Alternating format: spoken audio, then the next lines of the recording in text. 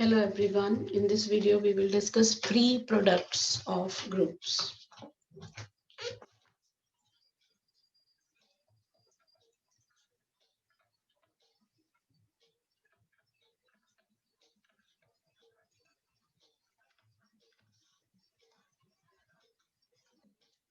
So in this section, we will assume that G is a multiplicative group and G need not be a abelian group. And we denote the identity element by 1, and inverse of x will be denoted by 1 upon x, or x raised to minus 1. So we will study a concept, free products of groups, that plays a role for arbitrary groups similar to that played by direct sum for abelian groups. As we have a concept of direct sum for abelian groups, this free product, this is a concept for any other arbitrary groups. Now, if we take G to be a group, G to be any group, and G alpha to be any family of subgroups of G, then we say that the groups G alpha, they will generate G if every element X of G can be written as a finite product of the elements of groups G alpha. That means we can always find a finite sequence x1, x2, xn of the elements of group G alpha, such that x can be written as a product x1, x2 up to xn.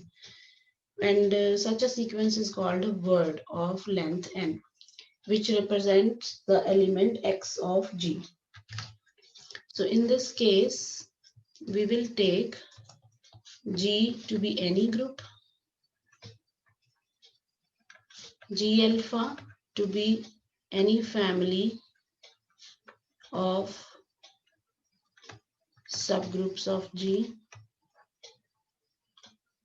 Then we say G alphas generate G if every element x of G can be written as a product x is equal to x1, x2, xn, where all these elements x1, x2, xn, they are elements of the groups G alpha. And this product is called a word of length n in the groups G alpha, and it represents the element x of G.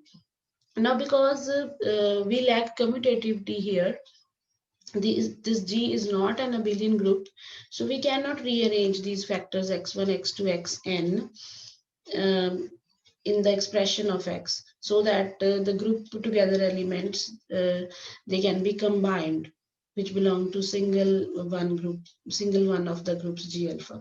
Now, however, we can say that if two consecutive elements, say xi and xi plus 1, if two consecutive elements in this product, they belong to same group G alpha, then we can regroup them.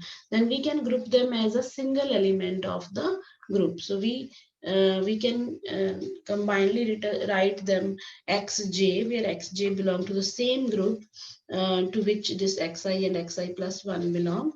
So combining this type of elements, we can rearrange this x as an element x1, x2, xi minus 1, then xi plus 1, this is one element of the group, then xn. Now this becomes now the word of length n minus 1. This also represents x. Furthermore, if any one of these xi, that is equal to 1. So if some xj, we can say if this is 1, then we can remove that xj, because xj is identity element. So by removing this xj, again we get a word of shorter length. So consecutively applying these two operations repeatedly, now we get a word which represents x and which is of the least length, which is of the smallest length, and that will be called a reduced word. So we will we will say that G alpha generate G if every element of x can be written as a product of elements x1, x2, xn, where this x1, x2, xn, that is a reduced word.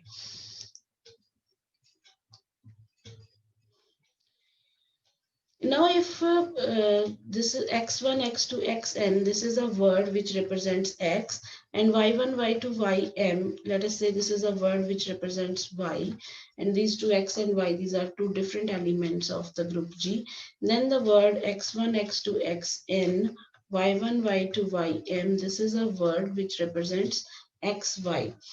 And in this word, if this xn and y1, if these two belong to same group, then we can then we can find another reduced word for the product xy. Otherwise, it will be a reduced word.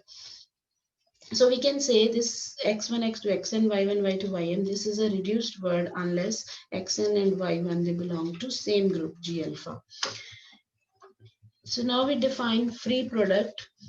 If G is generated by these type of groups, which means every element can be written as a reduced word in the groups G alpha.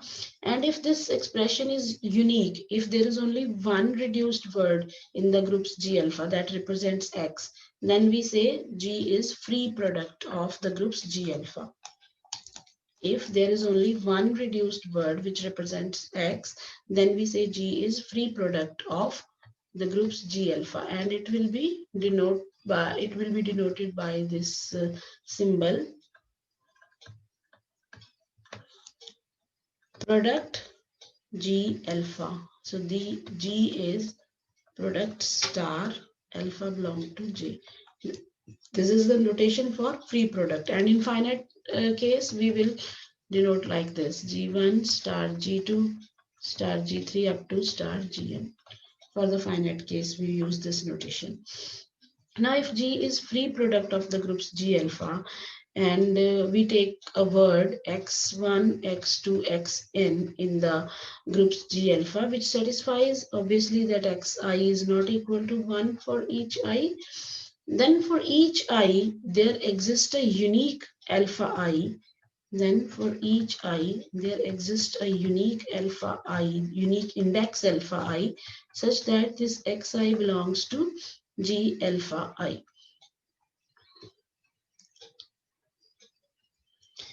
That means we can simply say that alpha I is not equal to alpha I plus 1 for each I, because we are assuming that this is a reduced word.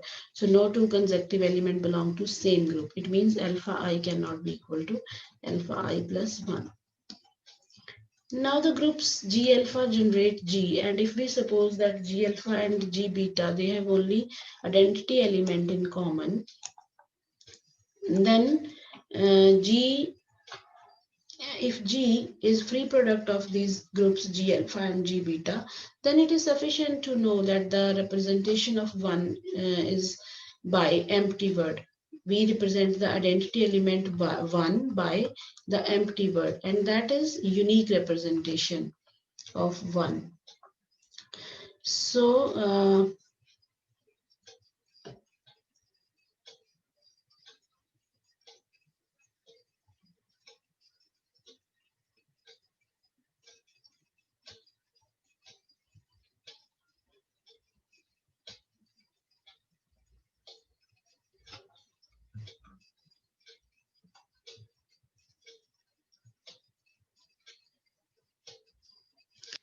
now we will prove extension condition for the free products. This is similar to the extension condition which we have proved for direct sums of abelian groups.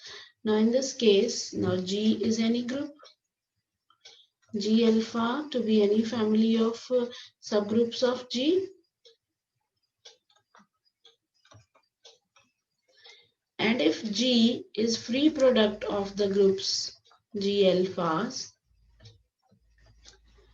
which satisfies this condition, which is extension condition basically. So given any group H, so here this group H need not be abelian, and any family of homomorphisms H alpha from G alpha to H, there exists a homomorphism H from G to H.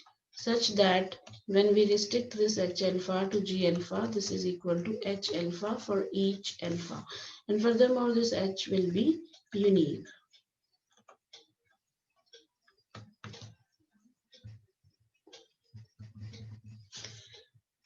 So here we take X in G. We want to prove that there exists a homomorphism H from G to H, which is H alpha when it restricted to G alpha. So take any X which is not the identity element of G, which is not equal to 1, and let us take X1, X2, Xn, this with the reduced word which represents X. Now if firstly we are proving H is unique.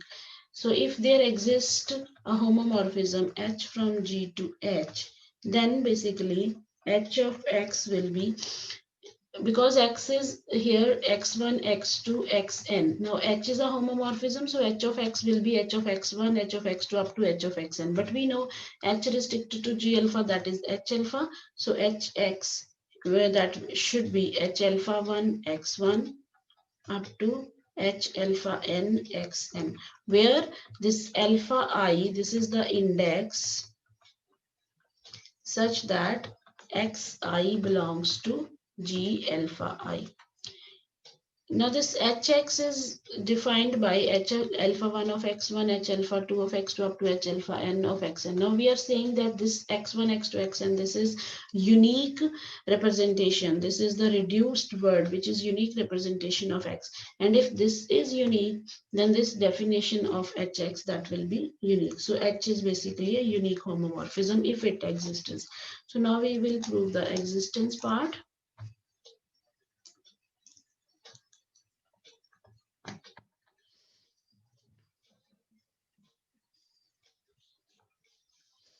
Now we have to define the mapping H at x not equal to 1, because we define H1 to be 1 because H is a homomorphism. So we set H at 1 is equal to 1, and then we take x not equal to 1 and we will define H for this type of x. Now we say, now we know that G is a free product of the groups G alphas. So the representation of x by reduced word, that will be unique.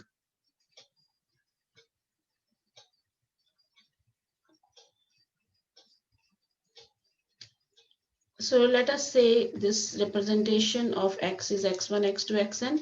Now we define, now here we will take that these xi's, they belong to G alpha I, and this G alpha I is the unique index. This alpha I is the unique index, as that xi belongs to G alpha I, because this is the unique representation.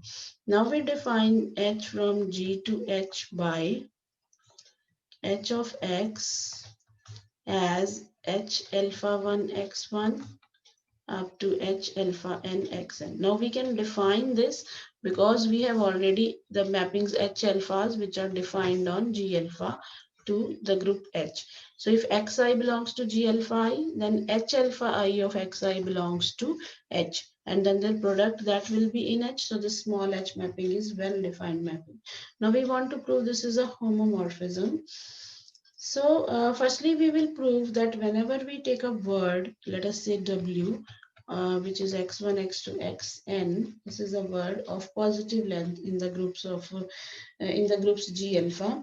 Then if we define phi W to be element of H given by H alpha 1 x1 up to H alpha n xn, where obviously this alpha I is the index such that xi belongs to G alpha I. Now this alpha I is unique unless xi is equal to 1. So this mapping phi is well defined. Now if this W, this is empty word, if this W is empty word, then phi W equals identity element of H. So we will show that W dash, if W dash is a word obtained from W, by one of our restriction operations, means by joining two consecutive elements if they belong to same group, and by removing the identity element, if W dash is that word, and then phi w dash is equal to phi w. Now suppose w dash is a word obtained by removing the identity element, which is let us say xi is equal to 1 for the word w. Then what is h alpha I xi? Now if xi is equal to 1, so this is also 1. Then phi of w, that will be basically h alpha 1 x1, h alpha 2 x2, h alpha n xn. And because this factor in this product h alpha I xi, this is 1, so this product will be just remains like this: h alpha I minus 1 xi minus 1, then h alpha I plus 1 xi plus 1. Because h alpha I xi is 1, so we can remove that element from this product, and this will be just phi of w dash, because w dash is the word which obtained by deleting xi from the word w. So secondly, if we take that alpha I is equal to alpha I plus 1 means two consecutive elements in the representation of x, they are in the same group, then w dash will be actually x1, x2, and here it will be xi plus 1. They can be considered as only one element. So this is w dash. And h alpha, that is a homomorphism. So h alpha at xi into h alpha at xi plus 1, that will be just h alpha xi plus 1. And again, using this, we can say phi w is phi w dash. That means here we have basically proved that if w is any word in the group G alpha which represents x, and w dash is any word which is in group G alphas that represent x, that is reduced from w, then phi w is equal to phi w dash. And here phi w is basically our hx, which we have defined as the mapping h. So there will be no change due to these changes in the reduced in the words which represents x. So now we will prove that h is a homomorphism. Now we take w to be x1, x2, xn. This is one element of group G, and w dash, this is another element which is y1, y2, yn. Let us say these two are words. W is a word which represents the element x, and w dash is a word which represents the element y. So basically this word x1, x2, xn, y1, y2, yn, this is the word which represents the product xy. Now if this is a reduced word, then it is okay, and if this is not a reduced word, which means this xn and y1 belong to same group, then also we can say that phi of w dash, that is equal to phi w into phi w dash, because of this above result. So phi w dash, that is equal to phi w into phi w dash, which means h of xy is equal to hx hy. And this proves that h is a homomorphism and completes the proof of this result. Now similarly, as we have defined external direct sum, here we can define external free product. Instead of taking subgroups G alpha of the group G, if we take G alpha to be any family of groups, and we take I alpha, which is G alpha to G, which is any family of monomorphisms. And if G is a free product of the groups I alpha, G alpha, then we say G is external free product of the groups G alpha relative to the monomorphisms I alpha. Again, this group G, that is not unique, but we will prove later that this is unique up to isomorphism. So firstly, we prove that construction of this group G, which is actually external free product, uh, that can be done for any given family G alpha of groups. So we have a similar result as we proved in direct sum, and that for any family, that for any given family G alpha of groups, there always exists a group G and a family of monomorphisms from G alpha to G, such that G is free product of the groups I alpha, G alpha.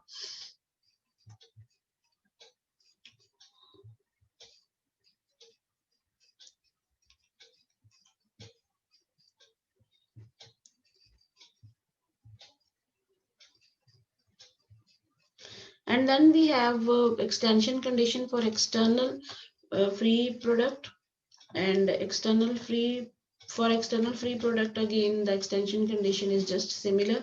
Now here G alpha, this is any family of groups, and G be a group, and I alpha, this is from G alpha to G, this is a family of homomorphisms.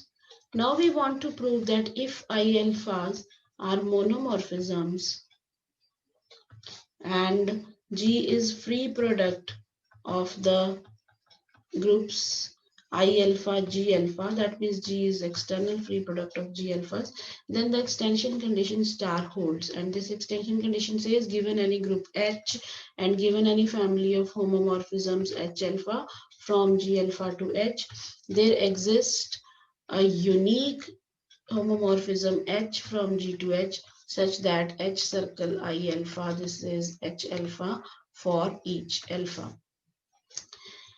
Then this lemma can be immediately proved, and this is immediate consequence of uniqueness theorem for the free products. This can be proved as we have proved the lemma for internal direct products.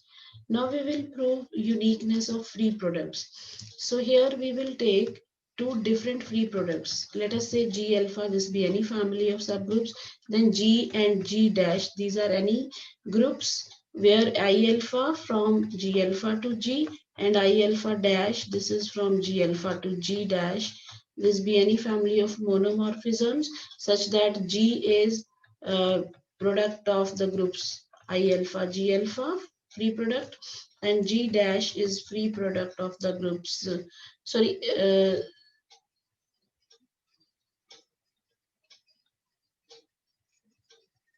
I alpha dash G alpha.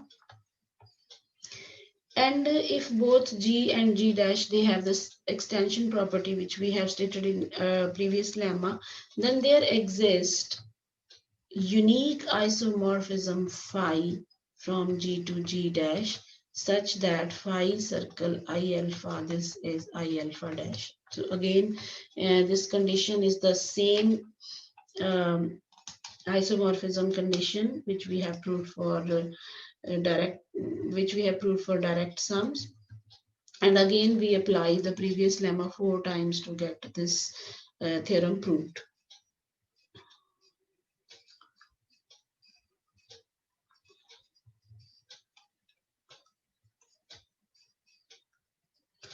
Now this result has corollaries. If G is if G is free product of G1 and G2, further G1 is free product of subgroups H alphas and G2 is free product of subgroups H betas. Then G is free product of the subgroups H gamma, where H gamma, that is a family of the groups H alpha as well as H beta, where the indexing sets are disjoint. Now we come to normal subgroups. So if we take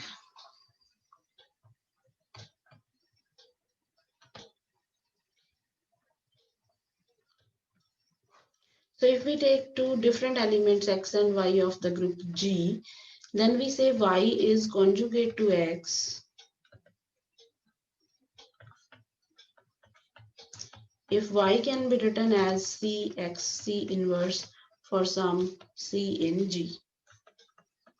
And a normal subgroup of G is that one which contains all conjugates of its elements.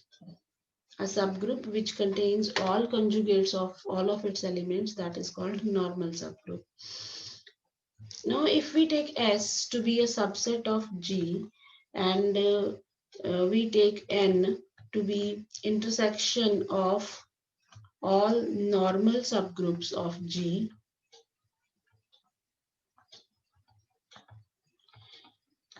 which contain S, then we will say N is also a normal subgroup of G, and this is called least normal subgroup of G that contains S, and it will be called this normal subgroup generated by the set S. Then we have this theorem. If G is free product of G1 and G2 and N1 is a normal subgroup of G1, N2 is normal subgroup of G2, and if N is the least normal subgroup that contains N1 and N2, N is least normal subgroup containing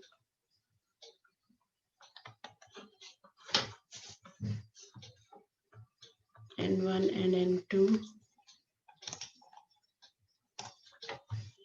then G by N is isomorphic to G1 by N1 star G2 by N2. So let us prove this. Now we take this composition. The first is mapping, inclusion mapping from G1 to G1 star G2, and other is projection map from G1 star G2 to G1 star G2 by N. Now we take the composition of these two mappings.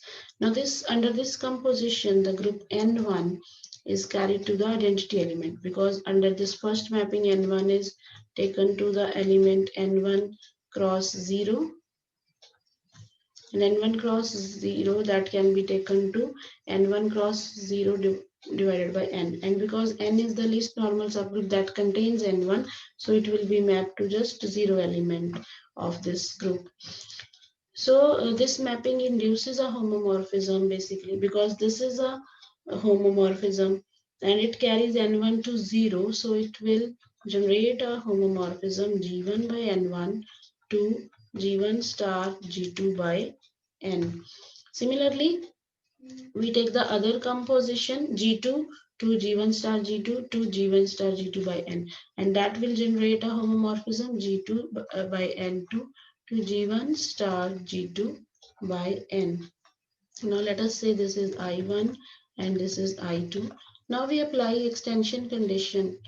Now we show that extension condition of this previous free products, they hold with respect to this mappings I1 and I2.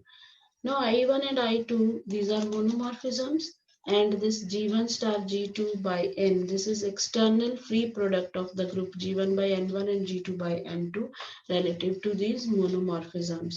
So if we take H1, which is a mapping from G1 by N1 to H, where H is any group, and H2 is a mapping from G2 by N2 to H, and suppose these are any homomorphisms, then extension condition for G1 star G2 implies there exists a homomorphism from G1 star G2 to H such that this mapping G1 to G1 by N1 to H, and secondly the other mapping G2 to G2 by N2 to H. This composition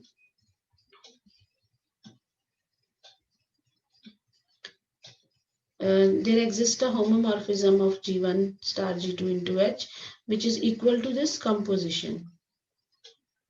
So we can say this H is equal to this composition on G1, and H is equal to this composition on G2.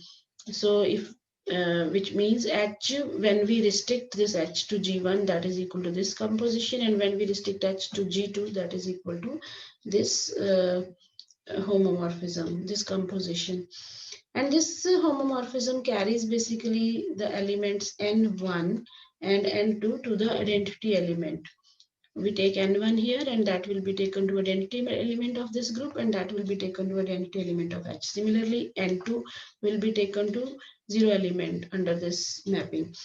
So both N1 and N2, they are carried to 0 element under this homomorphism. So it means it's kernel that contains N, because N is the least normal subgroup that contains N1 and N2. So we can say that kernel of H that contains the normal subgroup N. So it means now we have a mapping H from G1 star G2 to H whose kernel contains n. So this induces a mapping, let us say H dash. This induces a mapping H dash from G1 star G2 by N to capital H. And this satisfies the condition that H1, that is H dash circle I1, and H2, that is H dash circle I2. And that completes the proof. Now we have a corollary of this result. If n is least normal subgroup of G1 and G2 that contains G1, if n is least normal subgroup of G1 star G2 such that G1 is contained in n, then G1 star G2 by n, this is isomorphic to G2.